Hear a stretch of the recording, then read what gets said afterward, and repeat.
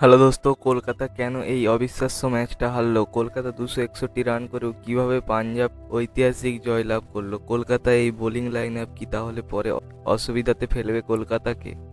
261 run করেও সেই run 18.4 বলে করে ফেললো পাঞ্জাব। আইপিএল 2024-এ এক ঐতিহাসিক রান চেস করলো পাঞ্জাব। আইপিএলে কোনোদিন এত রান চেস হয়নি।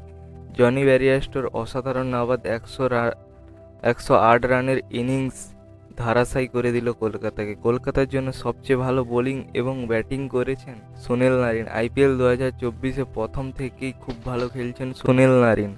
দল থেকে স্টার্ককে বাদ দিয়ে বড় ভুল করল কলকাতা। এই জায়গায় মিচেল স্টার্ক থাকলে হয়তো আরও কঠিন হতো পাঞ্জাবের জন্য।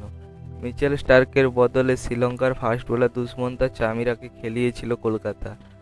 3 ওভার বল করে 48 রান দিয়েছে চামিরা। শ্রেয়াস আয়ার দায়ী করেছেন বোলারদের। বোলাররা এই ম্যাচে প্রচুর রান দিয়েছে, শুধুমাত্র সুনীল নারিনকে বাদ দিয়ে সবাই প্রচুর রান খেয়েছে।